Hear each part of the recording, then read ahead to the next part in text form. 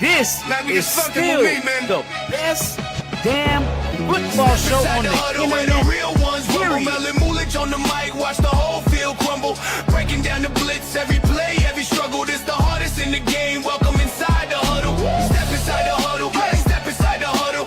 Step inside the huddle. Welcome inside the huddle. Step inside the huddle. Step inside the huddle. Step inside the huddle. Welcome inside the huddle. Yeah, we crash like linebackers hitting full speed collisions, calling out the truth, no fluff, just precision. Mel letting loose with the facts, no missing. Religions bringing heat like a fourth down mission. From the kickoff to the last second breath, we analyze the grind every inch, every step. This a battlefield where legends get muscle. And if you want the real talk, step inside the huddle. What the fuck? Step inside the huddle where the real ones rumble. Melon moolage on the mic, watch the whole field crumble. Breaking down the blitz, every play, every struggle. This the hardest in the game. Welcome inside the huddle.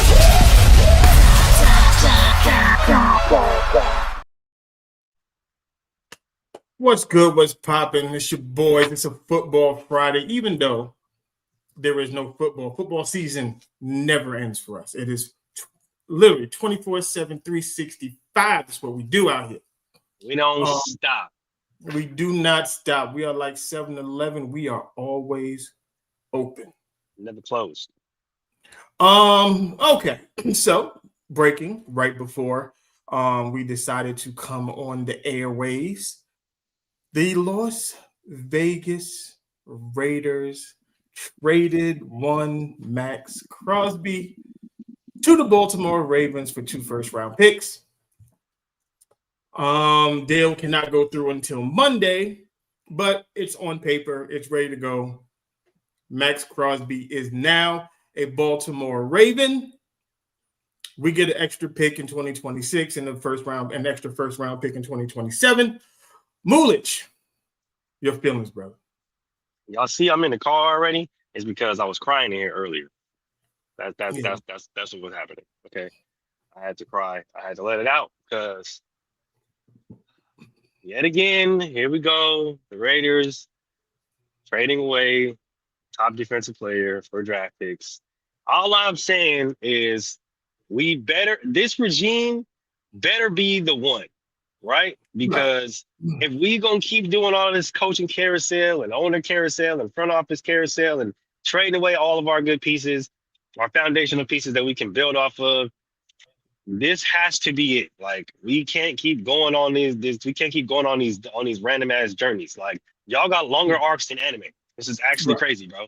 Like we need to focus on something, and if moving on from Max is that path, I guess I can't fight y'all too much because we need to start bringing in a new regime, working on some players and stuff like that, whatever the case may be. But let this be the last time, okay? This has to be the last time. We can't keep doing this.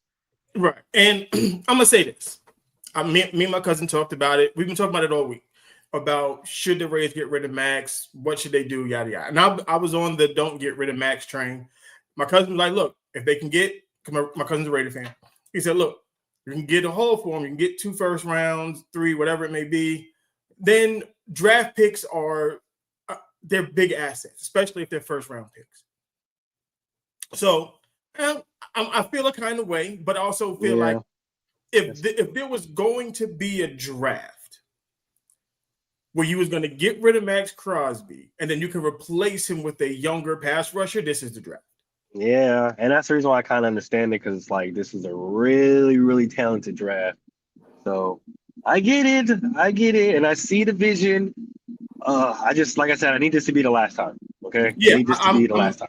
We, Khalil Mack, now Max, Amari Cooper, like it's Josh Jacobs, Charles Woodson, you name them. Yeah, literally, you name them. We let them go. All right. Literally, Mario Edwards, Philip Buchanan, like it's just the list goes on and on and on. Right. So let's we're gonna get into, we're gonna have some draft talk. What we're gonna do today, we're gonna wrap up the combine, give our opinions on the combine, winners and losers on that stuff. Go over some of the players. Free agency, as you can see, has gone absolutely bonkers. We're going to get into that as well. And then some draft talk. We're just going to, give our opinions on this draft that's getting ready to come up next month.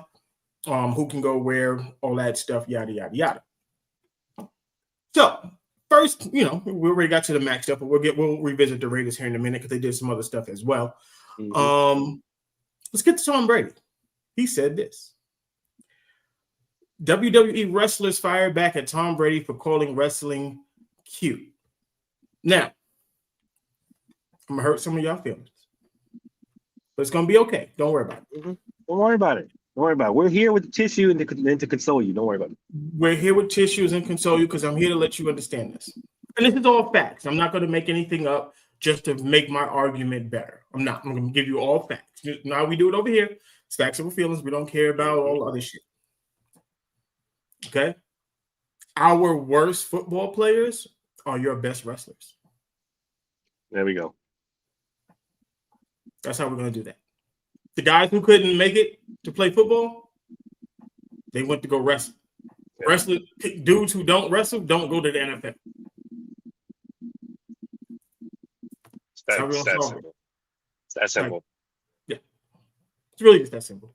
Like, y'all use football moves, y'all try to implicate and use football workout and lifestyles. Like, at the end of the day, y'all best superstars are football's worst players.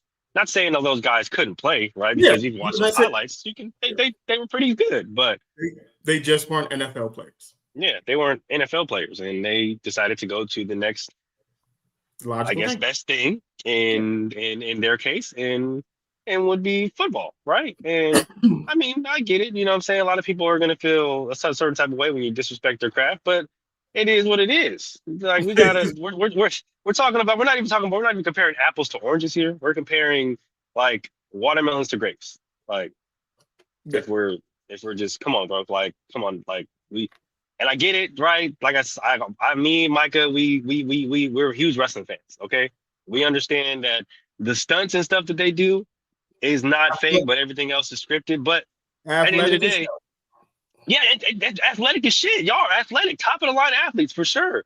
But y'all, come on now. You're not putting them pads on. Yeah, it's a lot. That's the reason why a lot of y'all don't anymore. It's okay. Yeah, and it's fine. I love The Rock. I love Dwayne Johnson. Love him. Just wasn't a really good football player. Yeah, he just, love him. He just couldn't make it at the NFL level. Brock Lesnar, love him. Wasn't a good football player. And he tried multiple times. He was really trying to get back into football. Go watch them. Him trying out for the Minnesota Vikings. Yeah. Couldn't cut it. Yeah. Okay. All right.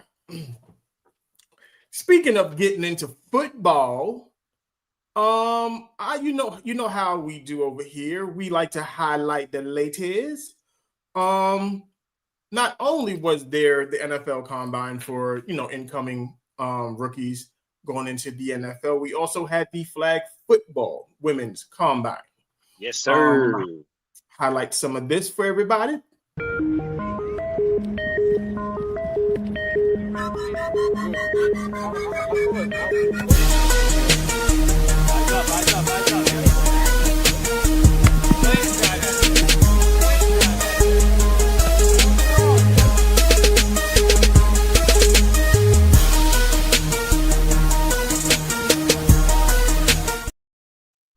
They ain't putting no sauce on none of them passes or nothing like that. They was lollipopping them, but it's all good. It's all good. Shout out to all the girls that participated in that combine. May all your dreams come true with the flag football thing blowing up the way that it is. I'm a big component of this, so that's why I show it. We talk football. It's not just men. We talk football. Football is everybody. Yep. And I love how not just flag football, but women's flag football is taking off, and I love how the reception that it's getting, right? Just to see little girls, young ladies being excited about football, right? Like, not just to go watch a team. Like, they're excited to play the game of football. They have favorite players. They have favorite types of gear that they wear because their favorite player wears, and it's just like to see that on another level on a heightened level that you haven't really seen before is absolutely amazing. Like Right. top tier, top of the line. I love it.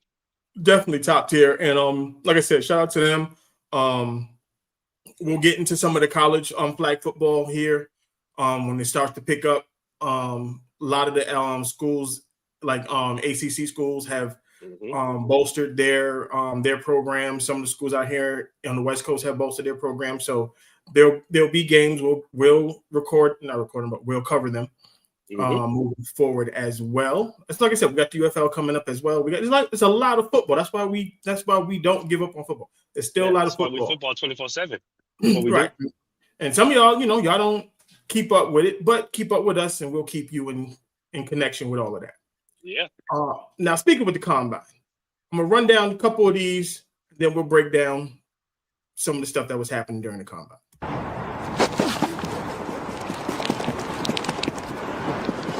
4.26. Enzo Styles Sr. won a Super Bowl with the Rams. He's rolling. And Junior just running for 4.28.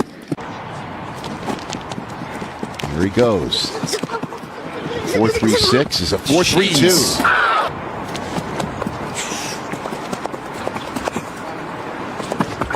Well, guess where else he looks fast? Now you're back. Here's Taylor Green, who crushed it. Woo! He is striding that out. 4, 3, 7. And the Ducks off and rolling.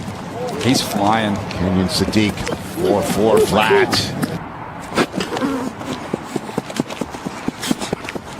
Sonny Styles does it.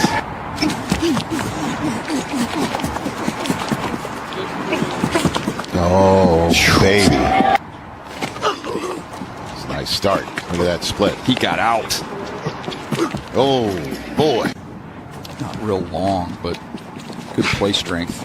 Ran really well. Boy, his head didn't really move. Nice run. It's gracious. Yeah. They said that this was one of the freakish drafts, combines in recent history. Like, when you're looking at these guys, like Logan Jones is a guard. Dog. It's a guard. A guard. Moving like that. He's 300 pounds. Like, and then you saw Kenyon Sadiq break the record for tight end on 40-yard dash. You saw Sonny Styles. You saw these guys, like, and I'm gonna get to Sonny Styles. I'm gonna definitely get to Taylor Green. We have to talk about Taylor Green. But God. yeah, like, when you're watching this, and I know a lot of people put too much emphasis on, oh, well, the 40 doesn't mean too much, and the 40 this and the 40 that, and I'm with you on that. Like, I'm with you. I'm not a big component on t-shirt and shorts guy. I'm not t-shirt and shorts guy. I'd rather take what you did in the t-shirt and shorts and then look at the tape and see if it translates. Yep. And a lot of these guys that I'm watching at the combine, their speed, their quickness, their strength, their short area bursts, you can see it on tape. And that's really what you want to see. And when you look at somebody like, we'll take Sonny Styles, for instance. Sonny Styles used to be a safety. They moved him to linebacker because of the way the NFL is shaped. Well, just not the NFL, but college football in general. You take the faster guys, you drop them down because of spread offenses. So now you take a guy who's normally about 210, 215, who's a safety. You drop him down, he gains some weight, gets about 225, 230, but he never loses his ability to cover, and he can tackle. So it's easier to make a safety a linebacker than a linebacker a safety. If that makes any sense. Yep. Linebackers have to lead the way. Yeah. So when you take a guy like that and he has the short area quickness and the burst and the tackling ability, but still has the ability to cover slot receivers and tight ends, you get someone like a Sonny Styles. That's why he's going to go so high in the draft, because you need that. If you watch the Super Bowl and you watched how the Seattle Seahawks play defense, a guy like Sonny Styles will fit in that type of a defense because he allows you to stay in base defense without ever having to change personnel. And that's what you're going to need moving forward. I was going to say thick Nick Imomari from Seattle, or even Jalen Petrie from the Houston Texans. Right. Because what's happening is teams who go 3 and 4 wide receivers, you have to sub out. You got to bring in DBs. You got to do this. Mm-hmm. But then you have these athletic Brock Bowers, Kyle Pitts type tight ends that can flex out and play wide receiver.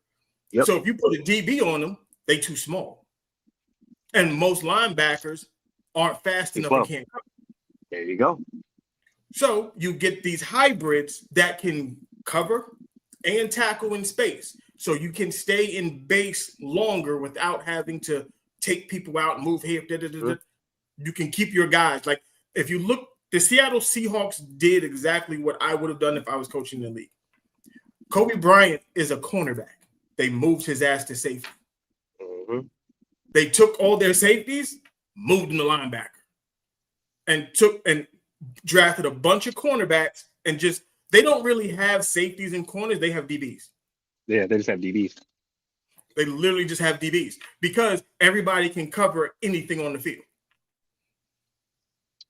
And that's what you want. That's the versatility you want in your secondary, where I don't have safeties because safeties have a specific responsibility. When you got DBs, pretty much think about having a secondary full of Charles Woodsons. That's what the league is going to go to, because you have to be able to cover wide receivers, tight ends, and running backs. But then I also need you to play in the box and tackle. It's more of a open, free range, flowing kind of defense because you have the players and the ability and the personnel to do so. So now instead of mixing and matching personnel, we gotta have a linebacker, run stopping linebacker here. We gotta have a pass coverage linebacker with a run stopping safety and a pass coverage safety with two really good pass coverage corners. Now you can have your safeties or your linebackers that used to be safeties literally come down, and because they're so cerebral, they can read the field from a different way from a coverage standpoint and cover more ground and close the space on linebackers, or running backs, tight ends, and anything out the backfield. Right. So now that you have that, you can literally just tell your DBs, safeties included, hey, lock everything. Just go cover, because you guys don't have any kind of run fit responsibility, right? Go lock everything up.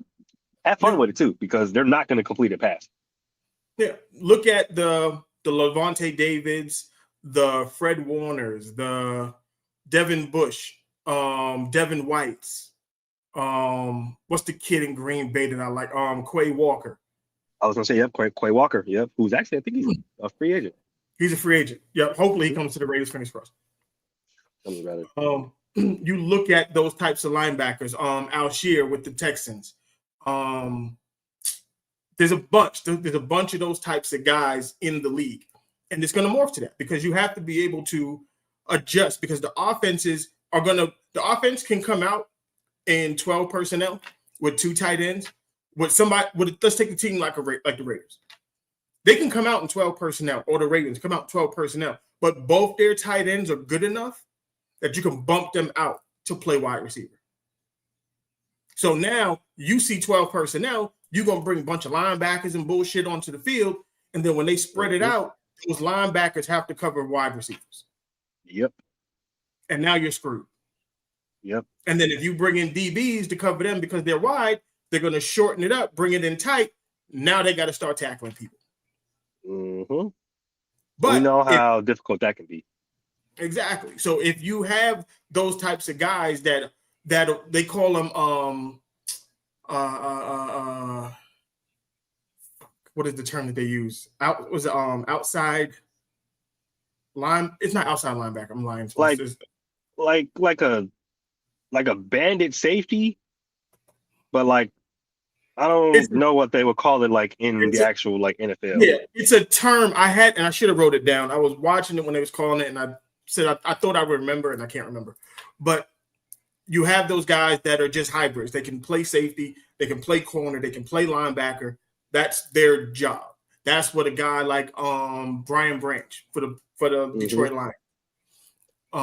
Those type of guys, they're going to be super important moving forward in the evolution of the NFL.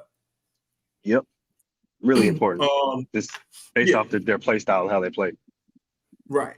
There's another guy that I wanted to re-highlight who was running.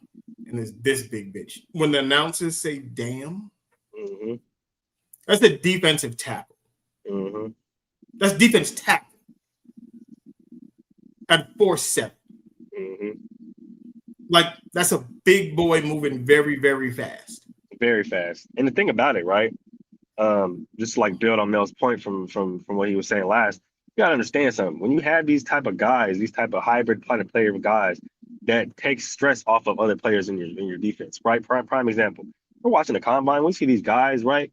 Running backs, receivers running 4.2s, right? And yeah, you definitely need linebackers and stuff and safeties and DBs to cover those guys. But at the same time, this is What's up, how T3? those transitions can help your team, because now you don't have to have your corners rely on run fit and have them taking on them pulling guards that are 325, 340 pounds running 4.5, 4.6s, and 4.7s.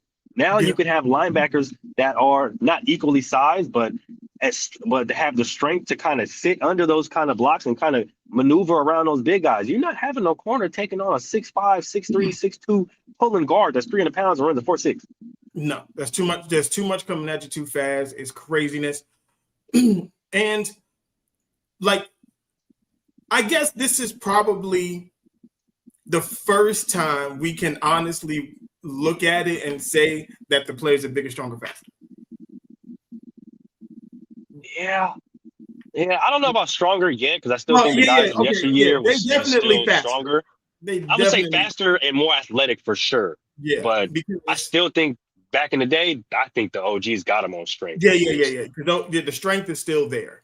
You know, because them OGs was just they banged the weights. Like that's one thing that they never shied away from is the weights. And I think a lot of these guys, they don't be as serious with the weights as the guys from, you feel me, back in the day.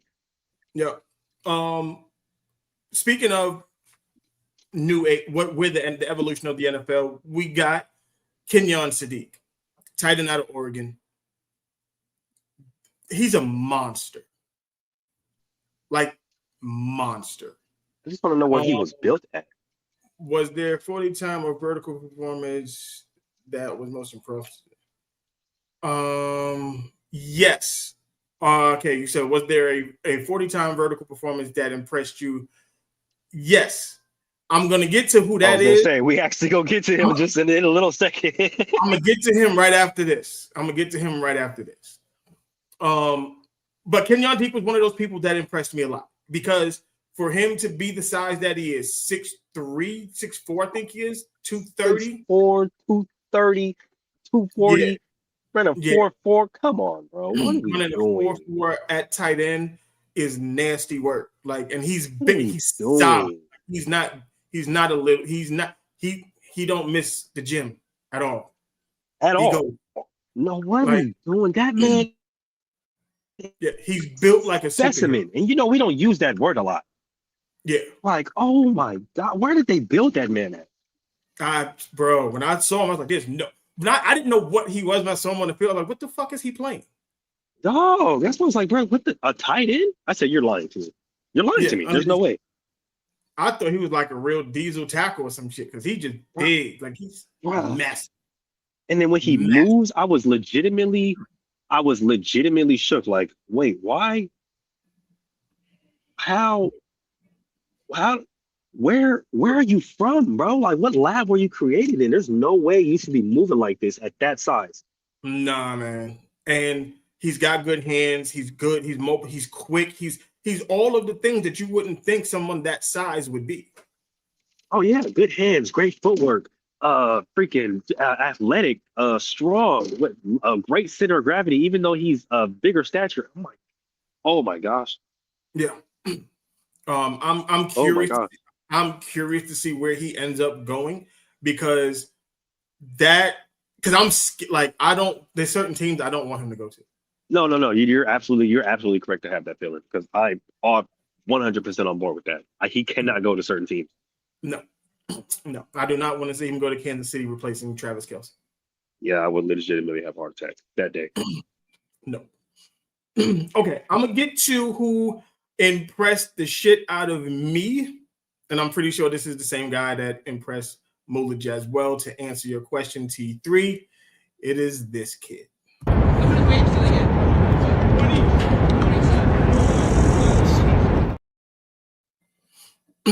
Taylor Green, 6'6", 230, ran a 4.3, 44-inch vertical, and a 12-foot broad jump. The kid is insane. Now, this is Melvin's brain working on overtime for the Las Vegas Raiders. You got a second first-round pick this year. Got a second. If you trade back with this number 1 overall pick up some more picks, because I think right now the Raiders got 2 1s, a 2, a 3. No, you don't have a third. 2 4s, a 5, and 2 6s, and then a 7. Take that first overall draft pick, package that up for a player, and maybe some more draft picks or just more draft picks. You fall down, you get Arvell Reese in the first round. You get a cornerback. If you can get Caleb Downs, get Caleb Downs, or if you even want to get another pass rusher, you want to get a Desmond Bain and Arvell Reese, I'm okay with that. In the second round, you get Taylor Green. Fuck Fernando Mendoza. Fuck him. Fuck him. He's not. I watched this kid, Taylor Green's tape. Mendoza is not better than him. The arm isn't better. The vision isn't better. Speed, size. He has everything. All you have to do is work him out. And Mel will be correct with everything he just said. I know a lot of people don't like it and are going to want to hear it in the comment, but he's absolutely correct. It is what it is. It's the smartest thing to do. It's because with this draft, I've said this. This draft is not quarterback. It's a bad quarterback draft. Don't kill yourself reaching for a quarterback that isn't good. Go get all the other stuff that is good. Go get you a safety. Go get you a cornerback. Deep safety draft. Deep cornerback draft. Go do that. Go get you deep safety draft. Deep cornerback draft. Deep linebacker draft. Deep pass rusher draft. Deep O-lineman draft. You can get whatever you want in this draft except a quarterback. There is no franchise quarterback in this draft. There are good quarterbacks. Don't get it twisted. Because a kid like Taylor Green, if you develop that right, you got a monster on your hands. A true monster. A true monster on your hands.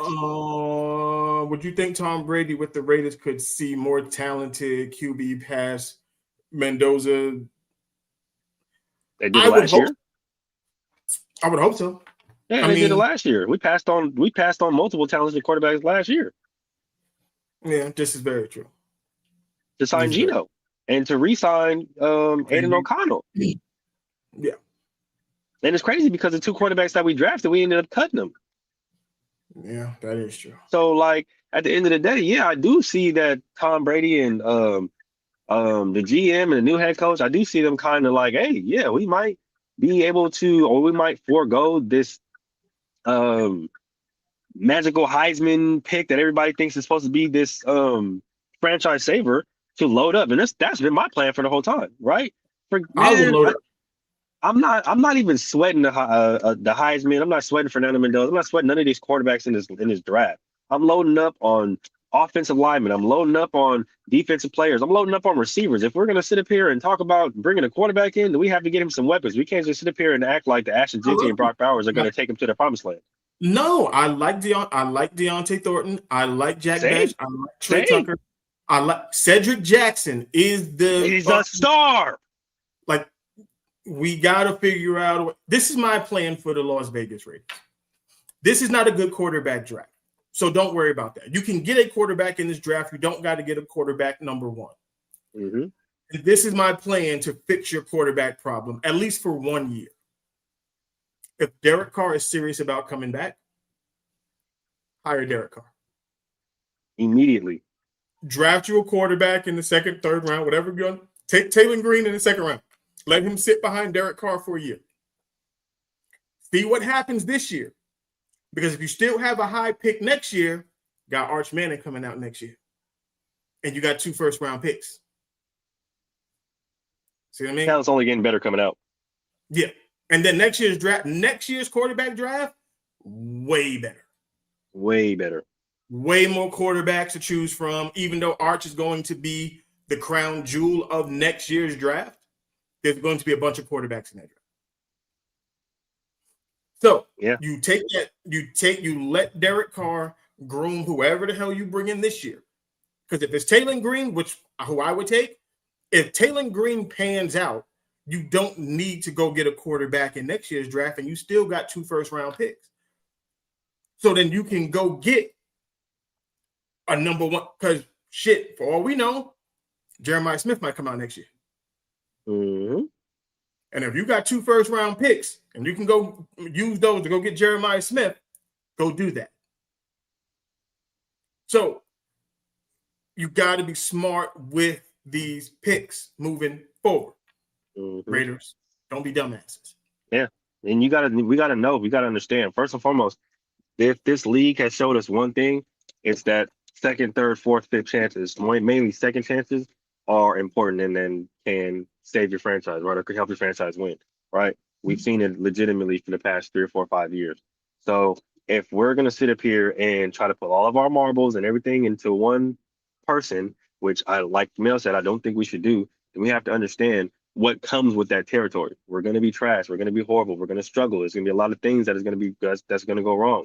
So instead of going that route, which is the route we've been on, understand that you can stack everything around your bridge quarterback, the quarterback who you guys want to just kind of take the reins and bring on a Fernando Mendoza or bring on a Taylor Green. Like, that should be the key, right? Because you can load up on freaking offensive linemen, you can load up on defensive players, you can load up on even weapons and receivers, right? Because there's a lot of people that are trying to put narratives on these young guys and these young receivers saying that, oh, they're already divas and they're already this and they're already coming in with this type of attitude and stuff like that, which is, we understand how outside noise can cause a lot of these young prospects draft position to fall just based off bullshit, right? Right. So if we're looking at a Zachariah Branch, right, who's Cliff Branch's great nephew, right? If we're looking at a Mekhi Lemon, right? Looking at a Jacoby Lane, these are guys that they can get so they can help the young guys or help the older guy develop and bring the young guy along, right? Don't just throw, what me and Mel's point is don't just throw all your marbles into the first round or the first pick of the draft because everybody says you have to.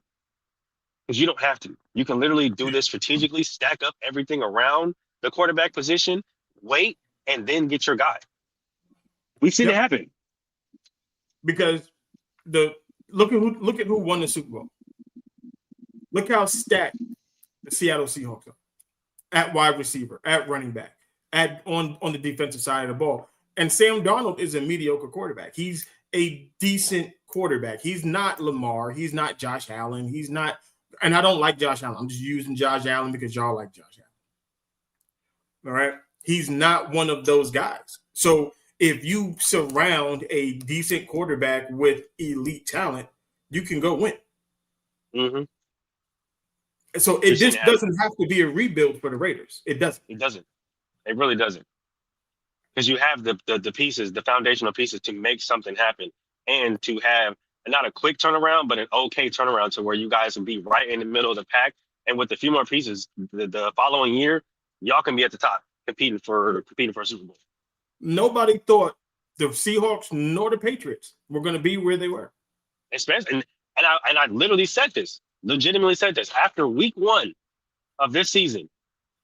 Patriots v. Raiders. Nobody. I want you to lie to me and tell me that you thought the Patriots were going to the Super Bowl after they lose to the Raiders, like the way they lost.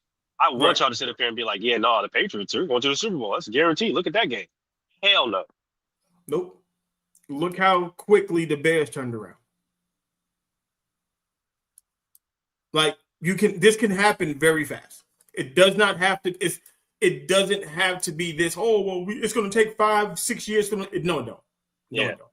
We don't need a 5-year plan. Okay. No. You just need a solid game plan, and a really smart strategic draft. Yep. Draft what you need, not what's available. That is the key. Yep. Draft what you need, not what's available.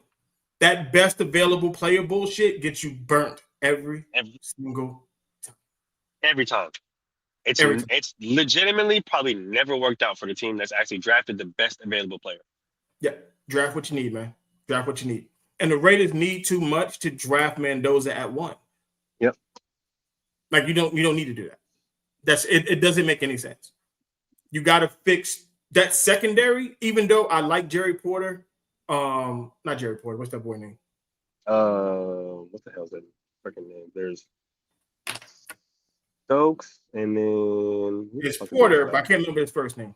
Dorian Porter. Dorian Porter. Yeah. Yeah.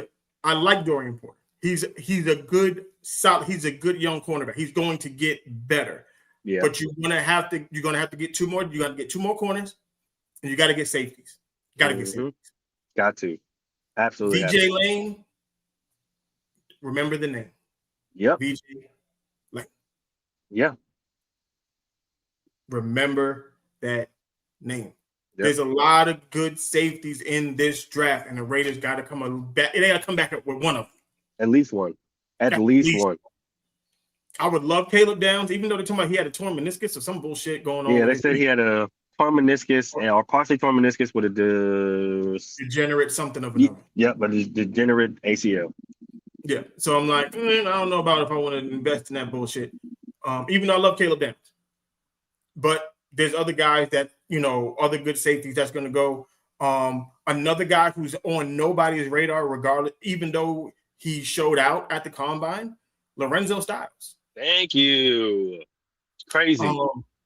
Everything that I looked at they don't even have Lorenzo Styles going in the top 3 rounds, which is wild.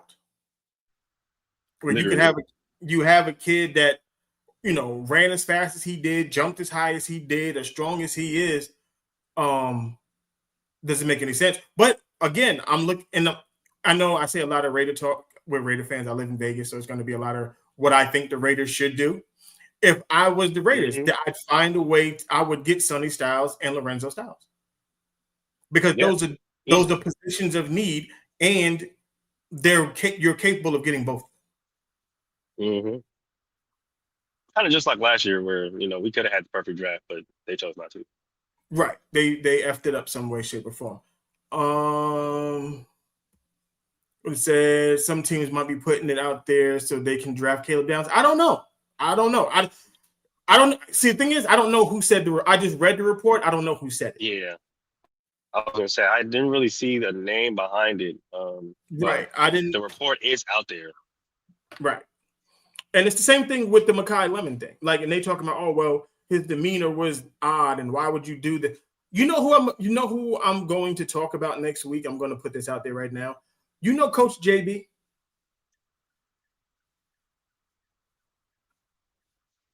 I don't like him. Yeah. I mean, I'm not even gonna lie to you. I don't either.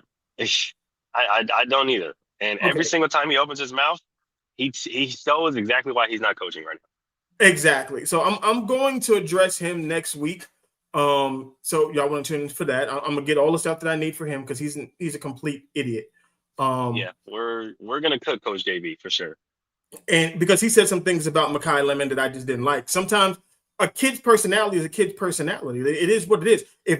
I would never ask anyone to be fake because I'm going to be around you for most of the time. So if you're telling somebody to be fake for 2 days and then they get to where they're going to be and they're going to be there for the rest of or at least for the next 3 to 4 years, it doesn't make you better know who I am for real. Not who you not the representative that I put out there. The funniest part about it is, right? They know these players personally, right? And when you assume you know these players personally based off of 45 to 2 minute interview, right? Oh, well, Mekhi talks like he's this and he has a demeanor of, how do you know that? How are you basing that assumption off of a 45-second or 30-second clip? Oh, well, he Right. talks like he's this, and he talks like he's that, and he has this type of personality. Oh, well, he bombed his interview process. Answering questions? What did he say wrong? Yeah. Like you're trying to gauge his personality, not your personality compared to his. It's not what that is. And and man, I'm sure you know this, right? If you're around LA niggas enough, you understand that all of them niggas have the same fucking demeanor. All them niggas talk the fucking same. Yeah. I ain't never met LA niggas who ain't talk just like Makai Lemon. Yeah. And it's like, but that's who he is. So why would you want him to be anything other than what he is? Yeah, literally. Like I'm in Ross St. Brown. They live essentially from the same area, right? But the reason why Ross St. Brown talks with a different demeanor and talks in a different way is because his mom is German. Yeah. Like, and it's like he was taken to Germany to learn a different language, but they talk the same exact way. I just don't like. Right, and I don't like there's a way to play the game while playing the game, but you can still be you while you're playing the game.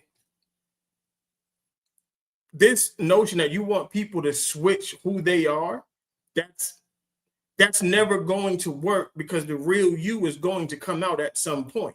So you might as well be you authentically so that people accept you authentically. Because if you go there and you give them the representative and then they see the real you, is going to turn them off. Show them the real you. And then have people accept it or don't, but at least you going out being who you are is so ignorant that they do these stuffs in these conversations. In these interviews, what you are trying to do is see who you're drafting. You're not comparing this person to the person who came before them or to yourself, because they're their own individual. So the way you see things is not going to be the way they see things. You're just judging the character of the person. The character. That's what you're looking for, the character. Not how he talked, not his demeanor when he's speaking, not his hair, none of those things. You are trying to understand, how is this kid going to help my organization and how he fits in my organization. That's it. All the other stuff comes later. And they put too much emphasis on that. Like, trust me, and I'm always telling everybody, look, especially when I tell young guys, when you go to interviews, you make sure you're groomed up, your hair's right, you're this, that. But I always tell them, but you're still going to be you. And this is the beautiful part about this, right? Everybody always talks about these guys' demeanor and their character in these interviews.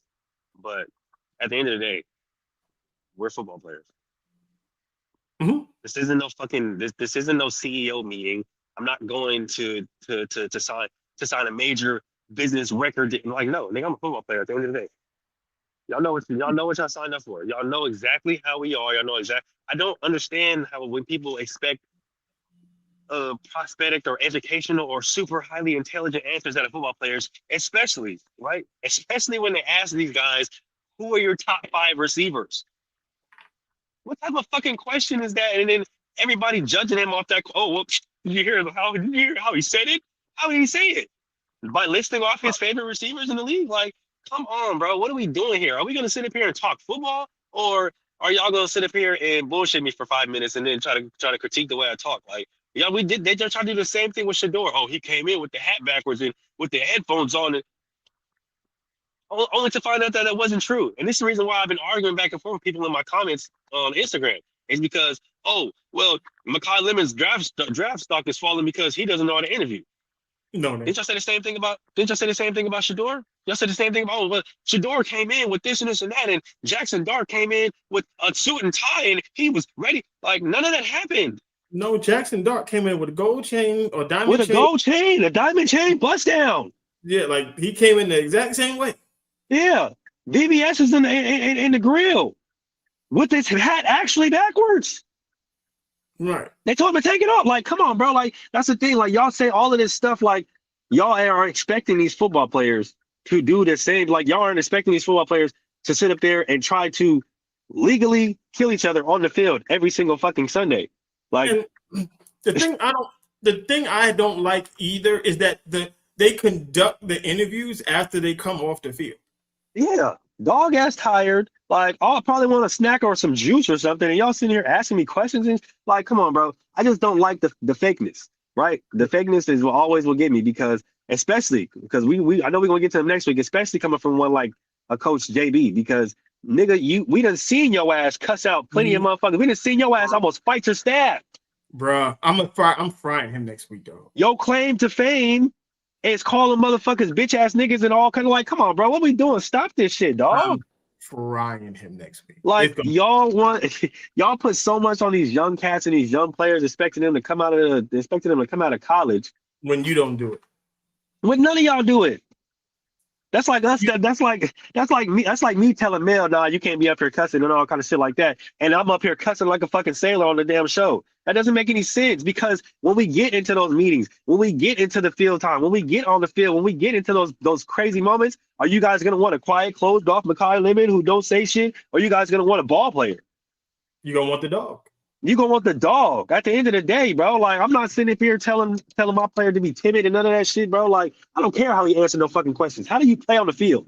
Look at the tape. All I care about is the tape. The kid I can deal with on an off day. At the end of the day, I'm looking at tape. What does your tape look like?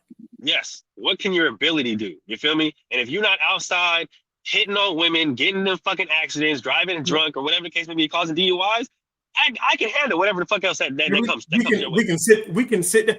I can get you an etiquette coach. I can get you a publicist. I can get you all that of this. I can get you a life coach. I can do all that.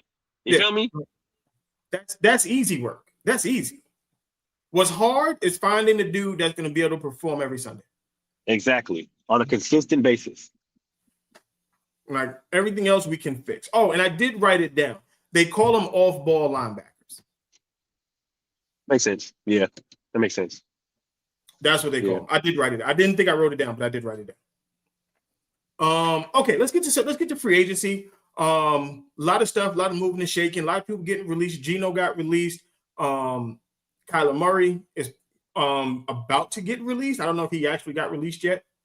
I think he's about to. Before we get to hold on, it says Bob Garrett got his nice speeding ticket and it's ridiculous. Look up. Hey, they not, but then and if it was Shador, it'd be on the front of the daggone Sports Center.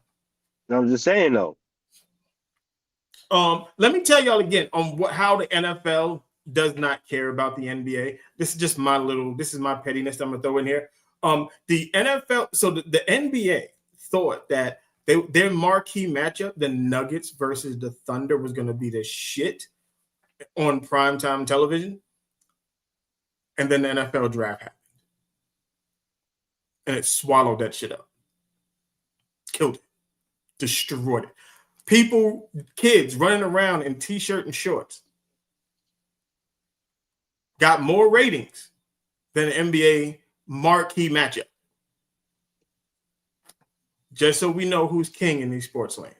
Yeah, y'all remember when y'all said that Christmas belongs to the NBA? Nope. We'll see y'all December 25th. Again. Okay, back to free agency. Now, like we said, Kyler Murray probably gonna be released here soon. Where do you think Kyler goes? Like, where do you think the best fit? Who should be looking to sign one Kyler Murray? Who's going to sign Fast Feet? Honestly, I think that, and this is just like a crazy ass thought that just popped in my head the other day. I feel like he might go to Miami. Okay. I feel like he might go to Miami. Just looking at the outlook of that team, and I'm sure if they kind of want to pair him with the Jalen Waddle, and just to see kind of what they got. But I just think that Miami needs a quarterback that's not Tua and has more of an ability to move around and stay upright, unlike a Tua. No, I heard Minnesota is going hard for Malik Willis. But we're going to Malik Willis in a second. Yeah, which I'm really salty about. I'm not gonna lie to you, but I'm happy for Malik. I like this from Malik. I think he deserves it. Yeah. I'm hearing different stuff. Miami and Kyler kind of like it a little bit, not too much. I don't know. It's going to be tough because you have teams like the Jets. You have teams like, depends on what the Colts really want to do. Yeah, they did franchise tag Daniel Jones. Yeah, so it's tough to see where Kyler goes. Trying to think. I heard there was a strong link to the Jets. I heard there was a strong link to the Jets. Yeah, the Jets gonna need a quarterback, so they're gonna be tied into a lot of different people. Yeah, this is true. I don't know. Like, it's weird. Like, Kyler's a very interesting case because I wouldn't even be against him coming to Vegas. Honestly, to be completely honest, and on a 1 year prove it deal. Yeah, and they did say they would be willing to, or they are heavily pursuing a veteran quarterback. Yeah, so like I said, I'm not in the Fernando Mendoza sweepstakes. I don't care about that. I'd rather them use those picks to bolster all of the things around the quarterback and then find a quarterback later. Yep. But there's and same thing with Kansas City. Kansas City's going to need a quarterback because we're not going to see Mahomes until late in the season. Everybody that thinks Patrick Mahomes is about to do this crazy turnaround and bounce out the debut first day of the season, y'all are out of your fucking mind. No, you'll be lucky. If he gets back by week 10, that'd be amazing. Quite literally, that would be. That's. I mean, if the timeline goes correct, he's not playing this year. He's out this whole season. If the Chiefs are smart, yeah. No, you're not playing all season, brother. Kyler, Mahomes doesn't play this season, so they're going to be looking for a quarterback unless they believe in the young kid they got that was playing last year. But I still think they go. I still think they go get a quarterback. Maybe someone like Kirk Cousins goes into Kansas City. I think that would be a solid little bridge until Patrick Mahomes gets back. So there's going to be a lot. Gino's going to be free. There was, also I heard Gino to the Jets as well. I've heard that. I've heard him link back to the Jets. I've also heard him link to the Vikings as well. Yeah. So there's going to be a lot of that. Kenneth Walker. I got to go. Did they franchise Kenneth Walker?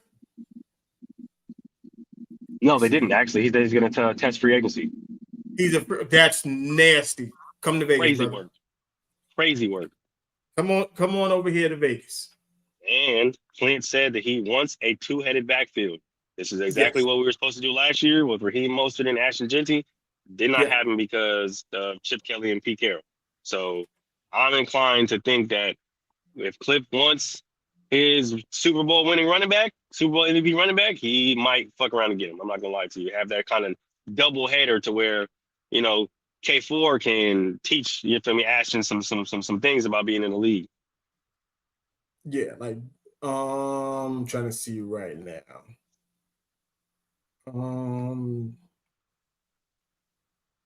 Yep. So they did let him go. That's crazy work. Well, you know what it is, and I'm gonna say this too. It's not as crazy as it sounds because people are like, well, he did win Super Bowl MVP and all that. But Kenneth Walker, as talented as Kenneth Walker is, not like Kenneth Walker as a running back, he did absolutely nothing in Seattle. Like, he's a mediocre running back at best. Yeah. Honestly, he had 1,027 yards last year. Yeah. And then, his, burst onto the scene, he looked like a promising young running back, but then he kept getting hurt. So you didn't really take him too seriously at that point. So, yeah. Right. I never thought that he was a true top 10 running back in the league. Right, talented, but Yeah, for sure. never like the way that they were playing, they were leaning Zach Charbonnet until Charbonnet got hurt. Honestly, because he's the more complete back. Right. So with that being said, with Kenneth Walker being on the market, like I said, with the Raiders, you put him and Gentry in the backfield together. I like that. Oh my God, that's a beautiful two-headed monster. I like that. With the offense that Clint Kubiak runs and all of those things, we've seen how it works with the two tight ends, with the running backs that he's got, with the type of receivers that he has. It can work. Like, don't get mad if I'm talking a lot of Raiders shit. It just is what it is. It is what it is. Be lucky. Matter of fact, I'm gonna switch it over. Now I'm gonna talk Commander stuff. Now I'll make y'all mad, even more mad. Yeah. Okay. Stephon Diggs. You can go home.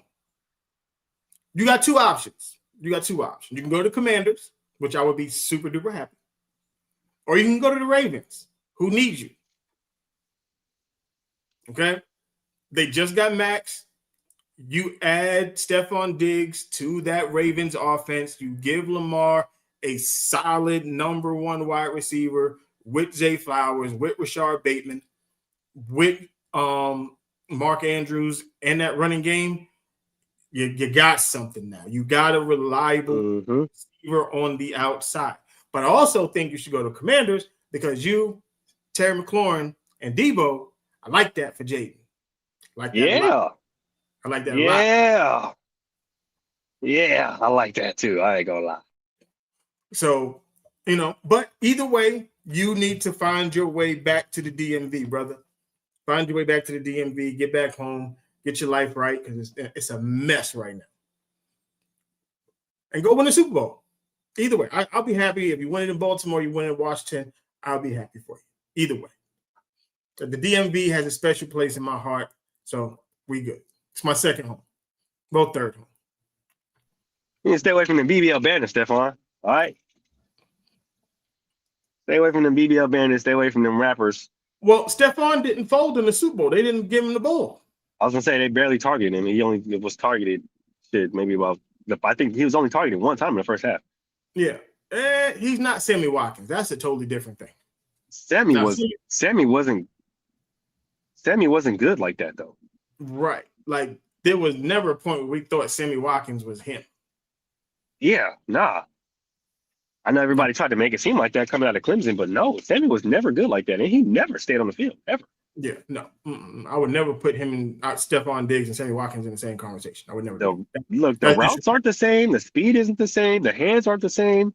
Y'all forget, Sammy was a deep ball threat that couldn't catch. That part. Like, that he is the definition of Featherstone. You don't know who quite literally. If you don't know who Featherstone is, type Featherstone into Google and you'll get it. Like Keyshawn said, give me the damn ball. That's what number one receivers. Yeah, but Keyshawn wasn't getting the ball. That's why he said, give me the damn ball. Literally. And he was absolutely correct to say that, though. Right. Like, the reason why he said it was because he wasn't getting the damn ball. You're supposed to get your number one receiver the ball. 100%. And he was absolutely correct in saying it again because Keyshawn was like that. I think that's one player that people always kind of sleep on, and I really don't like it, is Keyshawn Johnson. Because, man, yeah, like, that ability, especially at the time frame, oh my God.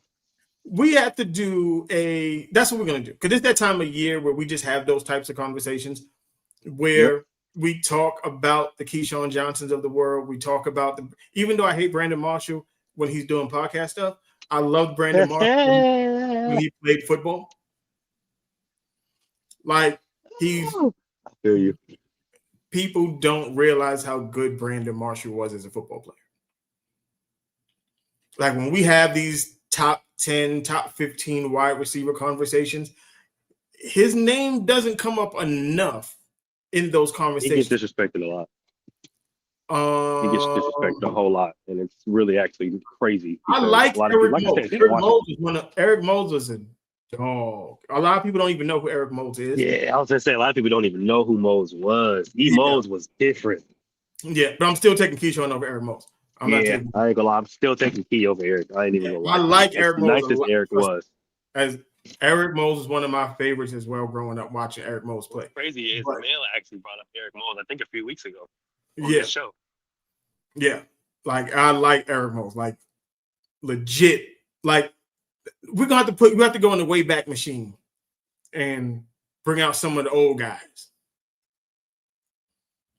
Because, like I said, guys like Eric Mose, I said we was going to talk about like the running backs and stuff from back in the day, and we're going to bring the receivers and the tight ends and stuff like that.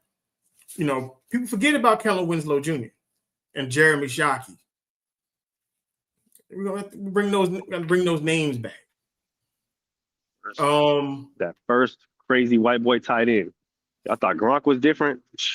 Jeremy Shockey was like that. Yeah, Jeremy Shockey was like that. Let's see.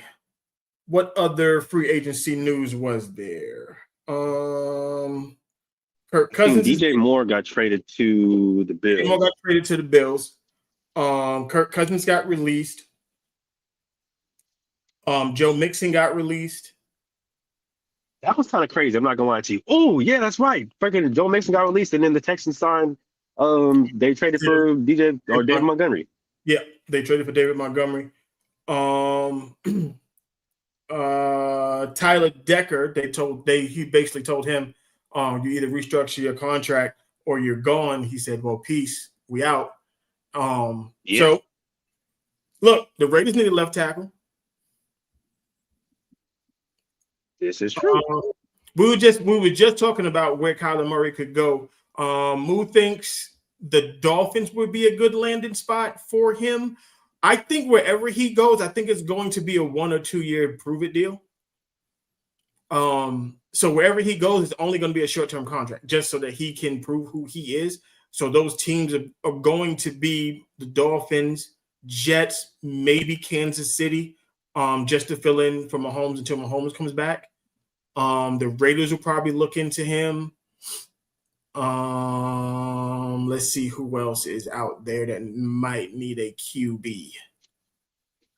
I'm scared. I'm using.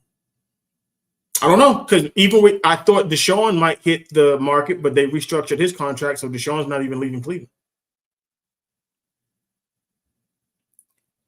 So there's also that. Oh, and Indianapolis was the other one.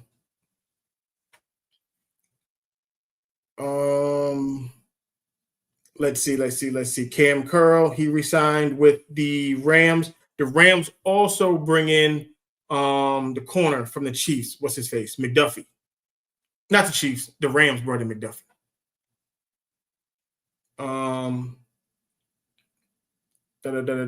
Let's see. We also got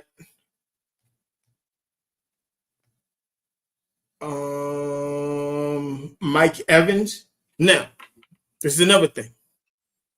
I wouldn't mind seeing Mike Evans in Washington either. That might work. If Tampa does not re-sign Mike Evans, good spot. What's crazy is that actually needs to happen. Him in Washington? Yes. That actually needs to happen. I think that is just looking at the type of player that JD5 is, right? And being the type of player that Mike Evans is, big, long, strong, really, really great, strong red zone threat. I'm thinking that's a connection that's match made in heaven. If we can get Mike Evans to just stay healthy for majority of the season, him and JD5 might break that fucking touchdown record, because if I'm looking at what Stafford and Devontae did this year, right? Come on, bro. We're talking about JD5, red zone, anything 40, 30 going in. Come on. But then you're throwing in the fact that you still got Terry and you still got Debo and Zach. Exactly. That's just unfair. I like that's just unfair. I like it. And Tua, free agency. Tua will be a free agent. Tua might be in the UFL. I don't know. I was about to say Tua might be playing flag football. man, shit, you better be careful. I think Tua got to prove that he can stay healthy, like cerebral wise, and prove that he can be consistent in the league. If he can't do that, he's going to be in the UFL soon.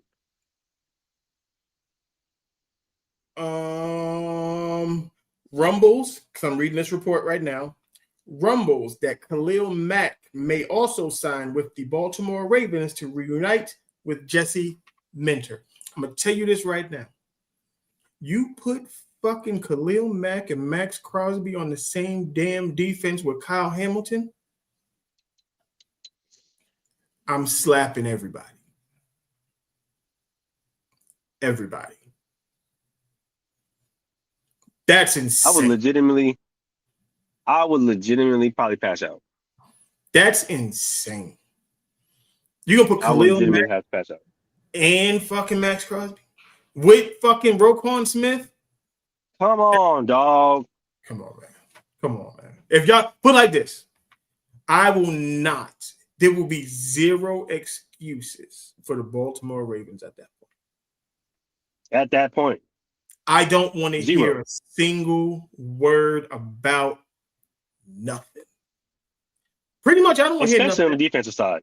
Especially on the defense side. Because that's pretty much what let them down is the defense. Mm-hmm. So if this happens, if the Baltimore Ravens, they already got Max, let's say they do get Khalil Mack. You got your two pass rushers. And they land that wide receiver one that they really need. Let's say it's Mike Evans or a Stephon Diggs. I don't want to hear nothing. There's no excuse. I don't want to hear shit about shit. Nope. I don't want to hear nothing. I want to hear, oh, he's the first-time head coach. And Lamar, I don't want to hear nothing. Nothing. I'm not giving you excuses for that. Sorry. But we'll see what happens. If Khalil Mack ends up going there, that's going to be crazy. Oh, my fucking God.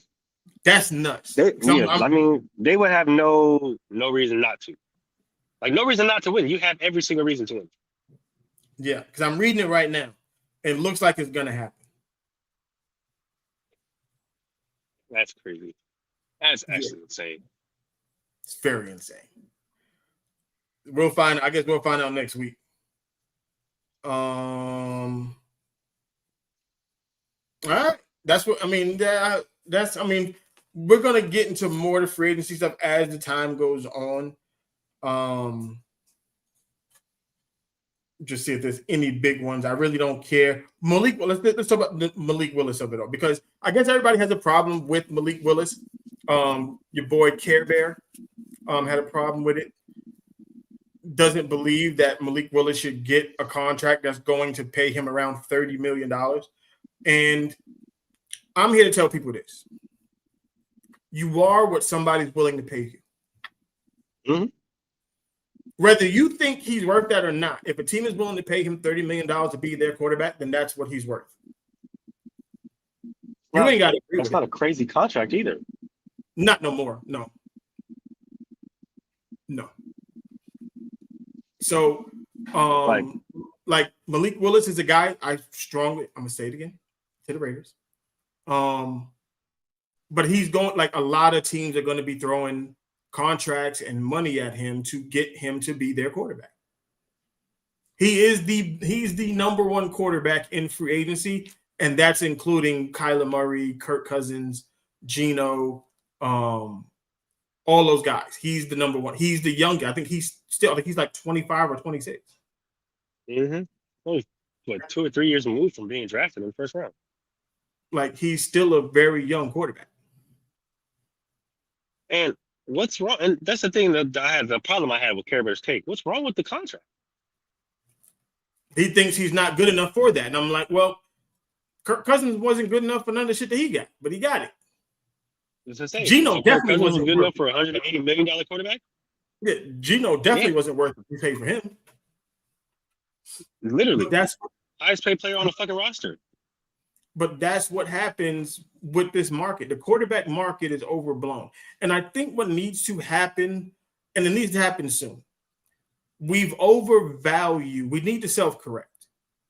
We've overvalued the quarterback position. And what I mean by overvalue, I'm not talking about it's not the most important position. I mean we put too much money into that position. Mm-hmm. There's only a certain amount of guys that deserve to get paid that type of money. Everybody else, you just a dude. If Mahomes gets a $50 million contract, that does not mean the fucking Tua does not deserve to get paid like Patrick Mahomes. Yeah, no. Just because he plays quarterback. Just because that's the market. No. Yeah, no. And I'm gonna get to because DJ put something inside the chat. We're gonna talk. I'll figure out where we're gonna talk about it. Maybe it's a gentleman's talk conversation. Maybe we all get up on gentleman's talk on a Wednesday and get to it because he brought up that what Jalen Rose was talking about salary caps and how certain sports have salary caps and which ones don't. Yeah, that's true. But quarterbacks aren't created equal and they don't need to be paid the same.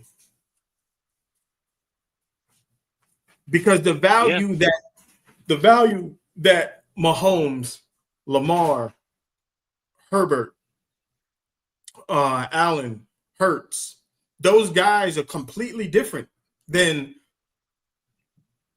Daniel Jones. Yeah. Then even at this point, Bryce Young. Yeah. Like there's, Bo Nix, all of these dudes. We are not having we should not be in the same atmosphere as far as compensation goes because I'm not asking you to do the same things that I'm asking them to do. Mm-hmm. Like we're not. You can yet. Yeah. Like it's weird that someone like Tua, I think Tua's contract is as high or more than Matthew Stafford. And I think it's as high, or it might fuck around be more than actually, because I think it was a Tua. What was Tua? It was like 225 million, something like that. And they're not the same caliber of quarterback. Yeah, no, not even remotely. And that's the thing about it, right? To kind of address this whole thing, is you don't have to be the same style, the same caliber quarterback to receive compensation in the league, right? Now, Mel's point is absolutely correct. Not all quarterbacks are built the same, but if we're talking about quarterbacks, and like I said earlier, this has obviously been the year of second chances. So if we're talking about quarterbacks that deserve a contract, especially not like a healthy one or like a super hefty contract, yeah, Malik Willis does. He's a good quarterback, good serviceable quarterback that came in, played really big minutes and really big downs for his team when they needed him. Jordan Love wasn't available. Who came in? Won him a few games, played well. Followed the game plan, right? Like everybody wants to talk about the difference between a game manager and a game changer. All the quarterbacks in the league are game managers, right? Because me and Mel already broke that down. But most of the guys are legitimately game managers, and they don't have the ability to change the game. But if they follow the game plan, guess what? They're a serviceable good quarterback. We just seen one win the Super Bowl. So you can't sit up there and say he's not good enough when we've seen one who everybody wrote off win the Super Bowl. This is crazy. Contract value, the top 5 quarterbacks in the NFL. Patrick Mahomes, Josh Allen, Joe Burrow, Trevor Lawrence, Brock Purdy. Mm-hmm. By year, I think that's by year. I think that's what APY is. Yeah. Dak Prescott, Josh Allen, Joe Burrow, Trevor Lawrence, Jordan Love. Yep. That's insane. Nuts. Right? Nuts. Total cash. Mahomes, Josh Allen, Jared Goff, Tua, Lamar Jackson. That's what I mean. Tua has more cap. He's got his signing bonus was higher. Yeah, it was, which is still crazy as fuck, by the way. Right. That's what I was looking at. It was the total cash hit, the total cash that he got up front. Like, I mean, there's no disrespect to Jared Goff and I think I missed the curve there, but and Tua. Probably should look where I'm going a little better. Yeah, but don't crash the car. Don't crash the car. Pretty good. All right. But that's crazy that amount of money and Not a lot of playoff wins in this group. Matter of fact, Mahomes is the only one. Well, Goff went to a Super Bowl. But that's about it. But that's why I said the money needs to be allocated differently because the best player on the team and the most important player on the team are two totally different things. And I think the best player needs to be paid like the best player. And it should always be that way. And now if it just so happens that the best player on your team is your quarterback, then that's one thing. But there should never be a point in time where even though they just restructured Deshaun Watson's contract, there's no quarterback on the Cleveland Browns that should get paid more money than Myles Garrett. It just doesn't work that way. Who else? There's guys scattered throughout the league who are making money. Jared Goff being one, Tua being another one. They got Baker at 5 for cap hit, but he didn't get a lot of upfront money. He's basically his is a year-to-year prove it type deal. So he gets paid that money once they hit the year. Yeah, Baker really got the best contract out of everybody.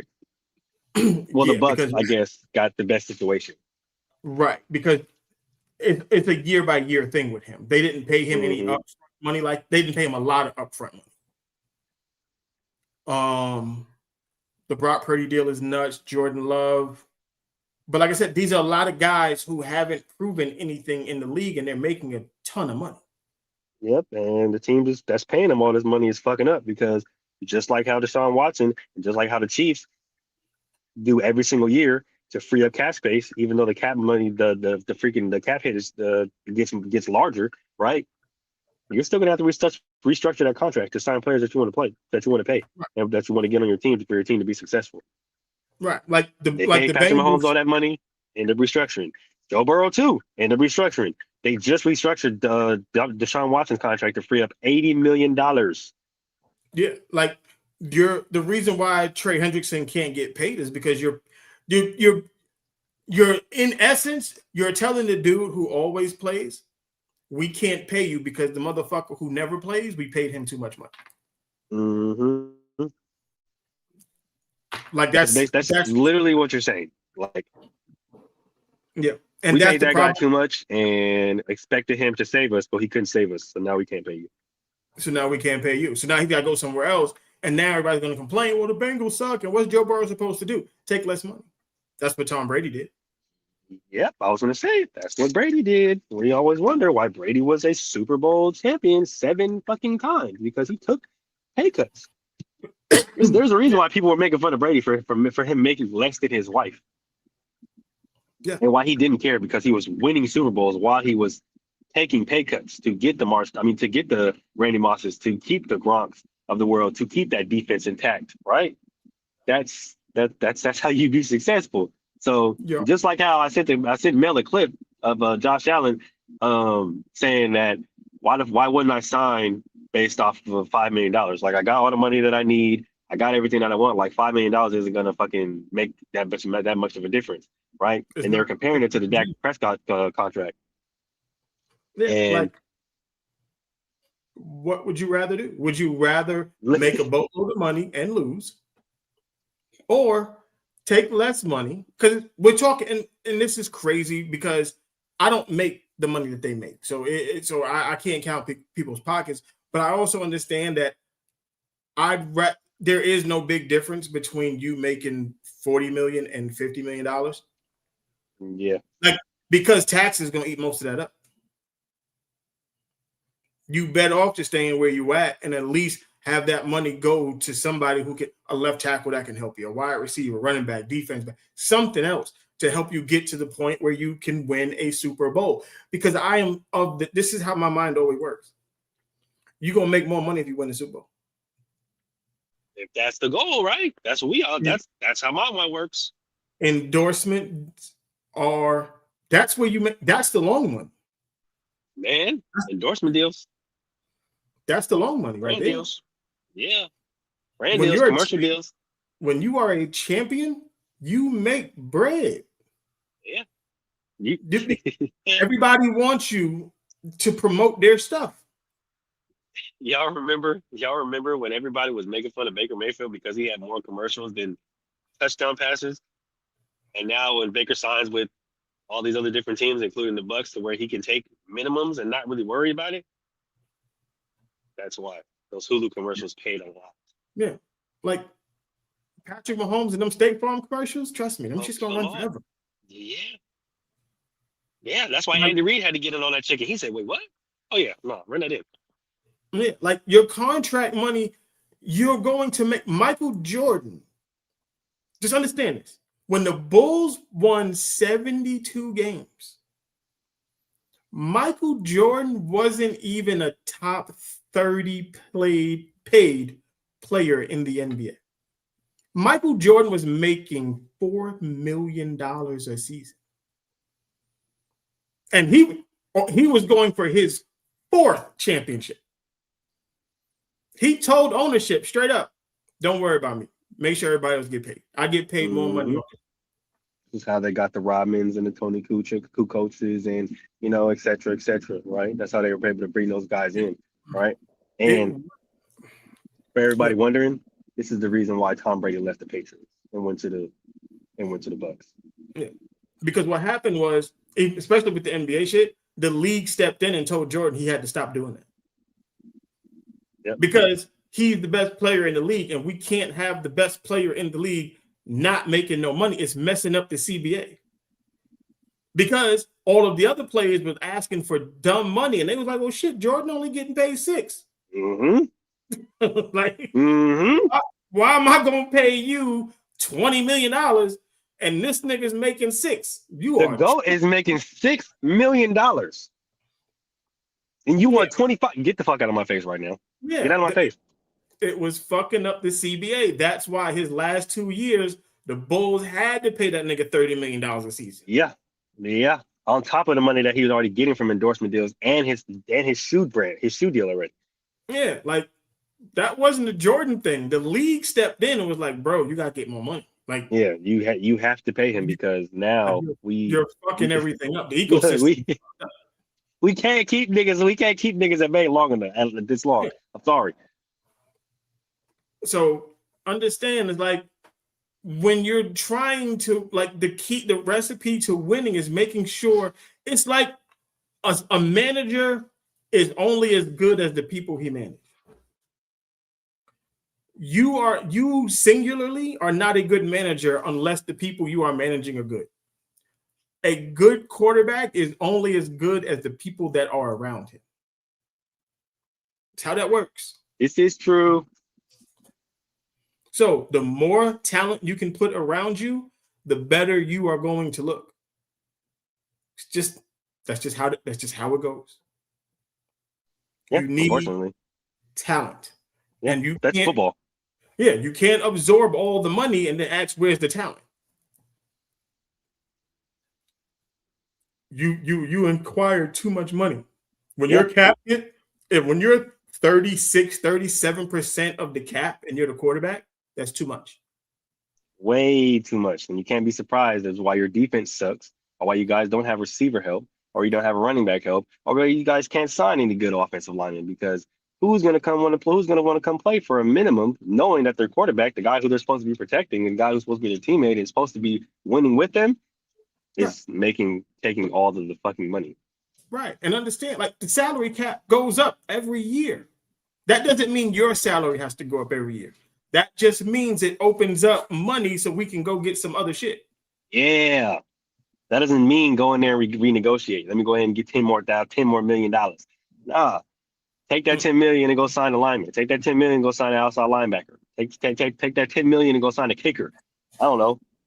Anything that's going to help you win. That's what you're trying to do. Because at a certain point, the money is the money. Whether you making $35 million, $45 million, bro, and like I said, I don't have none of this money, so that shit sounds nuts coming from a nigga who don't have none of it. Crazy, but I mean... But the way I'm looking at it is, bro, just go win Super Bowls. The more games you win, more endorsements you're going to get. You're going to make that money up anyway. You're going to make that money. You can get that money back tenfold. Just go get it. Win it. Yeah. Get it with a championship ring. Mm-hmm. Even if that puts you in a hole, right? Like, even if you're in a proverbial hole, right? To like not and this is just speaking in an example, right? Because I know a lot of football players don't necessarily sign and be in the hole, right? But even if most of that stuff goes to taxes, you're gonna make all of that money back. They shouldn't, bro. They shouldn't, but they do. They make it's a lot. They pay quarterbacks entirely too much money. Yeah, you're gonna make all of that money back. And if I know one thing, brand deal contracts the way you can manipulate and work them out or word them, they can be lifetime contracts. Yep. Or at least contracts that span over 20 years, 25 years. Yeah, and put like this, and shout out Big Mike. Thanks for coming through.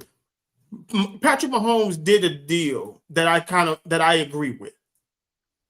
Mahomes' deal is tied in percentages of the soccer team and the Chiefs. Mm-hmm. I'm okay with that. Yep. I'm okay with that. Like, if you're going to give me, I think he got like 2% of the soccer team and then like another % of the Chiefs. Yep. That's a ton of money. Like, I don't think a lot of people realize. It's like when people was like, oh, Jay-Z only owns 1% of the Nets. And then he cashed that shit in for $1 billion. Yeah, I was going to say, y'all don't understand 1% of the stake of a $1 trillion business. That's actually a lot of fucking money. Right. That's exactly what we're saying, Big Mike. Like, if you're winning the endorsement deals, Rob Gronkowski told y'all he's never cashed an NFL check in his life. He lives off his endorsement money. Endorsement money, commercials, brand deals, shit. The stuff that he was doing with the WWE, the stuff that he was doing with Red Bull, the stuff that he got with the Navy Federal Credit Union, and the nigga ain't never served. Yep, ain't never served. Nigga was never in the military. Never in the military. Nobody in his family in the military. No, but like when I tell you, I literally did the research, right? Nobody in his family served. His dad, grandpa, nobody in his family served. And he got one of the biggest, if not the biggest, Navy Federal fucking credit union, which is on record as the best credit union in the United States. Yeah. Put like this. Tom Brady don't even eat pizza. Guess who's doing pizza? Don't eat. Come on, Mel. Tell. He don't even eat pizza. Nope. Look, when you go get that chicken, it is out there. Look. Tell him, kid, dog. Go get that chicken, okay? Go get that chicken, dog. If you are winning, there is so much money out there for you. You don't have to get it in your contract, bro. You don't. You don't. There's so many more ways to get it. Like, it's easy. It's dumb easy. They're going to give it to you. They're going to throw it at you. They are going to get, I promise you. I promise. Everything you ever wanted, go win. Watch how much shit you see Sam Darnold on moving forward. Oh, yeah. Like, the calls are going to be, and that's the thing, right? People think that the contract is ever like the contracts. Oh, I got to get paid. I got to get all my money up front, the guaranteed money. No. Hey, do you understand what winning does? Do you understand what winning a championship does? The most irrelevant player on the team is getting a call. Hey, we need you for the Super Bowl. I mean, we need you for this commercial. We need you for this book signing. We need you for this photo shoot. The most irrelevant nigga on the team. Nigga you ain't even heard of. Just in fashion. Cashed out. Motherfuckers who pay you just to they pay you and give you free shit. Just to wear their stuff. I literally just said it. They're not paying for clothes. Go wear this. Please. Let me see you wear that. I'm gonna get to the jewelry part. The jewelry is fake. Yeah, it is. I shared my Dominic Foxworth story maybe probably about a year and a half, 2 years ago. But yeah. See, the thing about it is what players have learned. Like, they'll buy real jewelry, but they never wear their real jewelry because custom jewelry is worth more money. It gains more value than just buying regular jewelry. Yep. So what they do is they buy the real jewelry, they make a replica, and they wear the replica out. Mm-hmm. So what happens? So if you pull up and you got them whammies on you, and you like, yo, you got to run that. I'm gonna give you the replica, dog. I paid $400 for that shit. Mm-hmm. Or you The can be real like joint Justin is at home Fields. in the real In the joint is safe. at home in the safe. Yeah, or you can be like Justin Fields and be like, yeah, nigga, I got all of this shit off fucking AliExpress. You can go ahead and take it. I don't care. Yeah, like so. But that's what it is. Like a lot of jewelry they wear, because you already assume that they have money, so you're not gonna think it's fake. Mm-hmm. That's how they win. It's because they can buy they let you, the regular person, go spend $5,000 on a chain like a dummy, knowing you don't got $5,000. Yep. You putting that shit on a SEMA, you putting that shit on fucking Ball Credit and Ball Time and shit, and now you got to pay back fucking VVS diamonds and shit that you couldn't really afford. Just a stunt in front of dudes who ain't even wearing real jewelry. Mm-hmm. Who ain't wearing real jewelry. Crazy. Yep.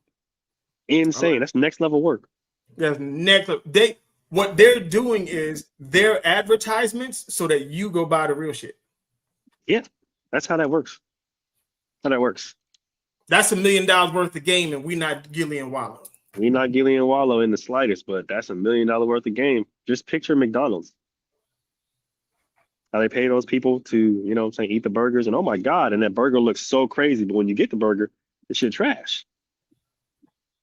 Yep. Yeah. Ah. In a few weeks, we'll put y'all on the paid actors of LA, and the reason why y'all be out in LA shopping so much because they got a bunch of paid actors walking around making it look more popular than it is. Don't worry about it. We'll tell you about it. Yep. So y'all know money equal greatness and popularity these days. It's a stupid concept. It is a very stupid concept. Very much so. Very much so. I agree with you 100% on that. Yep. All right. So that is the wrap up. Like I said, next week, Coach JB, smoke show next week. Oh, we're cooking you. We haven't had a smoke show in a minute. Next week is a smoke show. Yeah. And I'm gonna do a whole new intro. I'm gonna do something fire for this because we gotta go crazy. Yeah, all the smoke. Shout out to Matt Barnes and Stacks. Because y'all finna get cooked. It's going to be a smoke show, and we putting everybody on blast. Care Bear, you getting it? Yeah. The Speakeasy Pod, Mm-hmm. JB, all you niggas. Yeah, all you niggas. Okay. All you niggas getting we finna do y'all in. No pause. No pause. Okay. And before we close up out of here, I just want to give a very special shout out to one Rondell Moore. We understand that you know what? I'm a dumbass. I meant to open up the show with that. Got you. Don't even worry about it. You feel me? Give a shout out to one Rondell Moore because we understand the mental fortitude that it is playing football, especially playing football on a professional scale. And we understand the stress and the turmoil that often comes with it. And a lot of people often lose their battles to depression or lose their battles to the certain kind of pressures that are American football or just being a celebrity. And you know, me and Mel, we're often vocal about men's mental health. We're often vocal about men in general, just living in this world. And we had lost another young, just a young, beautiful soul too soon, right? So with Karen Lacey, with the Rashad Nealon, and then now we have Rondell Moore. So it's just important to remember that, yeah, these guys may have all the money in the world. They may have made it. They may be on top of the world. They may be celebrities, but they're still people. And they deserve to be checked on. They deserve to be heard and understood that just because they do have everything in the world, that doesn't mean that they feel like they've made it mentally. So shout out to Rondell Moore. Shout out to his family. Shout out to his teammates. We know this definitely hurts, and it hurts the football community. We know it hurts a lot of people that are close to him. But this isn't the last time we'll be talking about this. So just know, Men's Mental Health Month, we will be going hard. Yep. And with that being said, let's just have a moment of silence before we head up on out of here. So, moment of silence, and then we're going to get up out of here. I'm going to count it down, in my head anyway.